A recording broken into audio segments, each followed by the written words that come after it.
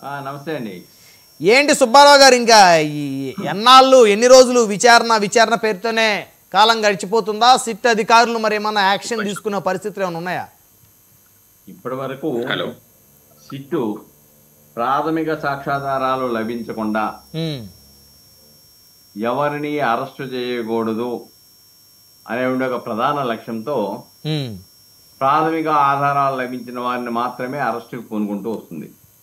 అలానే మిథున్ రెడ్డి కూడా గతంలో హైకోర్టులో ముందస్తు బెయిల్ వేస్తే అప్పుడు కూడా చాలా స్పష్టంగా సిట్టే చెప్పింది, ప్రస్తుతానికి ఆయన ఎఫ్ఐఆర్లో లేడు, విచారణ కొనసాగుతుంది, విచారణ అనంతరం మేము ఏం చర్య తీసుకోవాలని ఆలోచిస్తాము. అలానే వాళ్ళ ప్లేడర్ గారు కూడా, సిట్ తరఫున ప్లేడర్ గారు కూడా చాలా స్పష్టంగా చెప్పాడు.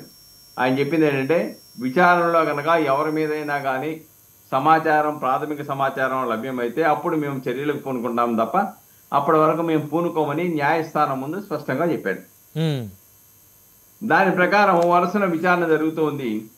విచారణలో మిథున్ రెడ్డి మీద ప్రాథమిక సాక్ష్యాధారాలు లభించాయి.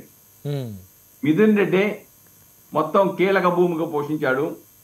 పర్సంటేజీలు నిర్ధారించడంలో కానీ, ఆ సొమ్ముని అంతిమ లబ్ధిదారుల దగ్గరికి రావడంలో కానివ్వండి, లేకపోతే సెల్ కంపెనీలు లేకపోతే ఇతర పద్ధతుల్లో వాటిని ఎలా సద్వినియోగం చేసుకోవాలనే విషయంలో కానివ్వండి, లేదంటే మద్యం రేట్లు 150 నుంచి 600 రూపాయలు ఎలా పెంచాలి, లేకపోతే మద్యం షాపుల్ని ఎవరు పాపులర్ బ్రాండ్స్ని లేకుండా లోకల్ తయారీ వాళ్ళకి ఎలాగివ్వాలి, వాళ్ళ దగ్గర పర్సెంటేజ్ మొత్తం కీలక భూమిక పోషించింది మిథున్ రెడ్డి అనేది నిర్ధారణ అయింది సిట్కి. అదే విషయాన్ని ఆంధ్రప్రదేశ్ హైకోర్టులో కూడా చాలా స్పష్టంగా చెప్పారు. అలానే సుప్రీంకోర్టు కూడా ఇప్పుడు ఆర్థిక నేరాల పట్ల సుప్రీంకోర్టు కానీ న్యాయ వ్యవస్థ కానీ అటువంటి ఆరోపణలు ఉన్న వాళ్ళ పట్ల కఠినంగా వ్యవహరిస్తున్న సంఘటనలు మనం చూసుకుంటూ వచ్చాం. ఏమంటారంటే అది రాజకీయ ప్రతీకార వాంఛ అంటారు. ఆల్రెడీ హైకోర్టులో కూడా మిథున్ రెడ్డి గారి బెయిల్ డిస్మిస్ చేసేటప్పుడు కూడా ఇదే వాదనని వాళ్ళ యొక్క ప్లేడర్ గారు న్యాయస్థానం ముందుంచారు.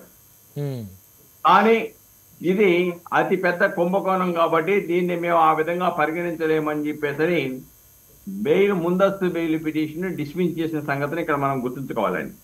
రెండోది, ఇక్కడ ఇంకోటి కూడా మనం చెప్పాలి. నిజమే, వాళ్ళు చెప్పిందే నిజం అనుకుందాం కొద్దిసేపు. ప్రతీకార వాంఛ అంటున్నారు, అంటే తప్పుడు కేసులు పెడుతున్నారు, ఆధారం లేని కేసులు పెడుతున్నారు అనుకుందాం.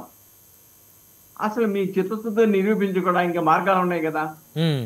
మాకు నార్కో అనాలిసిస్ టెస్ట్ చేయండి, లేకపోతే లైట్ డిటెక్టర్ టెస్ట్ చేయండి, మా యొక్క నిర్దోషిస్తాన్ని నిరూపించుకుంటాము అని మీరు ప్రజల్లో పెడితే ప్రజల మనల్ని పొందుతారు కదా. అవును, ఆ దిశలో ఎందుకు అనలేకపోతా ఉన్నారు? కాబట్టి దీంట్లో దుబాయ్లో కూడా ఫోన్ ట్యాపింగ్ సంబంధించి ప్రవీణ్ అనుకుంటాను, ఆయన శ్రావణ్ అనే అతను పోలీస్ అధికారి, ఆయన దుబాయ్లో ఉండే కాస్ట్లీ అపార్ట్మెంట్ కూడా తీసుకొని అక్కడి నుంచి కూడా ఈ మద్యం మీద ఈ యొక్క ట్రాన్సాక్షన్ మొత్తం జరిపారు అని అంటే సెల్ కంపెనీలని, హవాలాని, అలానే రియల్ ఎస్టేట్ వ్యాపారం, మిథున్ రెడ్డి గారి ఫ్యాక్టరీకి సంబంధించిన వాళ్ళ కుటుంబ సభ్యులు దాంట్లో 5 కోట్ల రూపాయలు దాంట్లో వెళ్తాం, ఇలాంటి ఒకటేంటండి కుప్పలు తెప్పలుగా ఎలాగ దుర్వినియోగం చేశారని వచ్చేసింది. కాబట్టి సుప్రీంకోర్టు కూడా ఆగ్రహం వెలిపించింది కదా. ఆయన ఒక వారం రోజులు టైం ఏముండే మేము సరెండర్ అవుతామన్నాడు.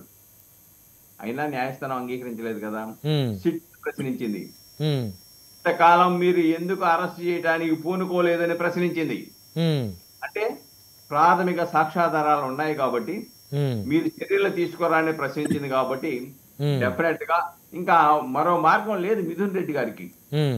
ఈ ఆప్షన్స్ అన్ని కూడా ఉపయోగించుకోవడానికి రాష్ట్ర ప్రభుత్వం, కూటమి ప్రభుత్వం అవకాశాలు ఇచ్చేసింది. ఒక ఆరోపణలు ఎదుర్కొన్నటువంటి ముద్దాయికి అన్ని రకాల రెమెడీలు మీ చేసుకోరా బాబు అని వదిలేసింది. ఇప్పుడు ఆయన కొన్ని వ్యాఖ్యలు చేశారు కదా సుబ్బారావు గారు, మద్యం కేసులో ఎలాంటి ఆధారాలు లేవు, ఏపీలో కక్షపూరిత రాజకీయాలు జరుగుతున్నాయి, తప్పుడు కేసులను ధైర్యంగా ఎదుర్కొంటాను అని చెప్పేసి ఆయన మాట్లాడుతున్నారు.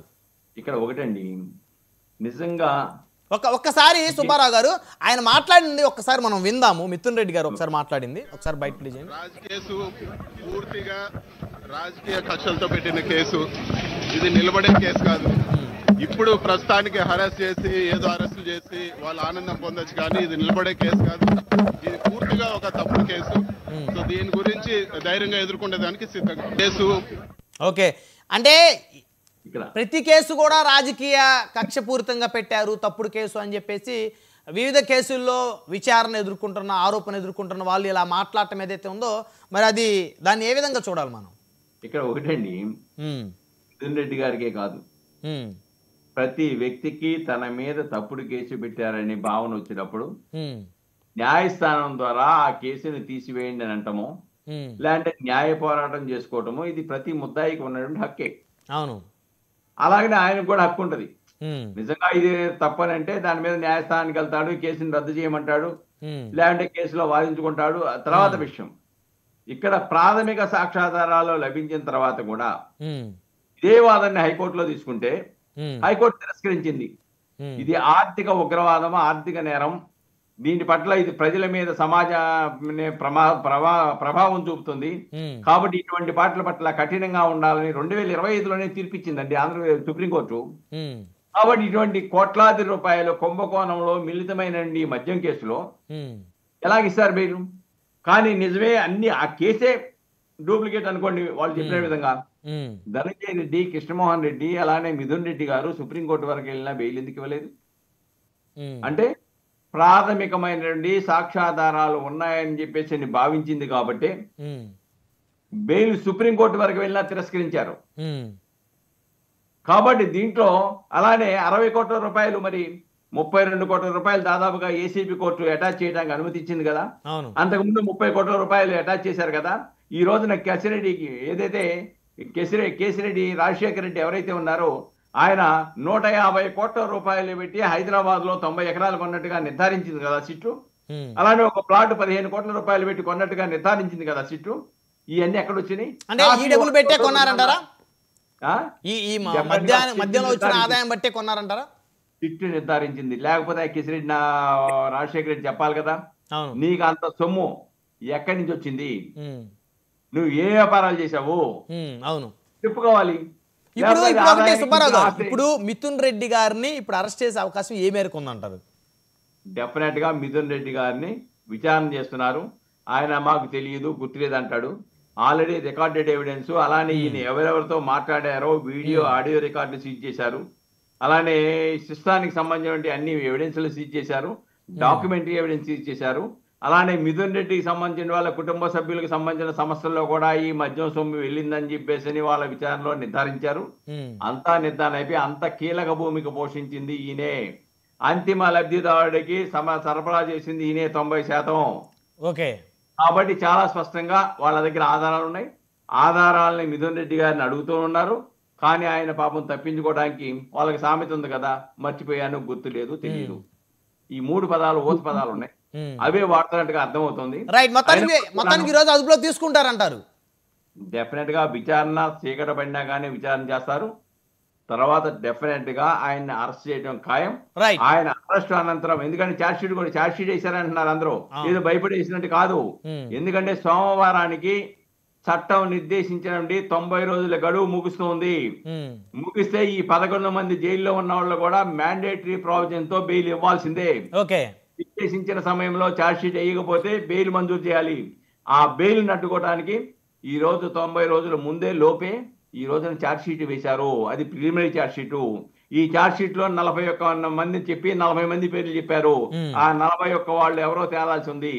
ఒకవేళ దీంట్లో జగన్మోహన్ రెడ్డి గారి పేరు పెట్టకపోయినా సప్లిమెంటరీ ఛార్జ్ షీట్ లో జగన్మోహన్ రెడ్డి గారు అంతిమ లబ్ధిదారుడు అనేది నిర్ధారిస్తారనేది నమ్మకం అయితే ఇప్పుడున్న సాక్ష్యాలను బట్టి అర్థమవుతుంది. రిమాండ్ రిపోర్ట్ లో కూడా చాలా స్పష్టంగా రాశారు, high profile political executive of the then government. ఇక్కడ సీఎం ఆఫీస్ నుంచే కదండి ధనంజయ రెడ్డి, కృష్ణమోహన్ రెడ్డి, లేకుంటే బాలాజీ, ఆయన పేరు ఉన్నారు కదా బాలాజీ గారు, ఎవరు వాళ్ళ మధ్య కదా, వాళ్ళ మనుషులే కదా, అక్కడి నుంచి జరిగింది కదా ఇదంతా. అది అవగాహన లేకుండా ఒక సీఎం గా ఉన్నటువంటి సీఎం ఆఫీస్ అధిపతిగా లేకుండా సీఎం ఆఫీస్ కి కుడి ఎడమలుగా ఉన్నటువంటి వాళ్ళు చేస్తారనేది నమ్మకం అయితే సామాన్య ప్రజలకు లేదు. మాట్లాడదాం సుబ్బారావు గారు. అంతిమ లక్ష్యం అరెస్టు తప్ప ఇంకోటి కాదు.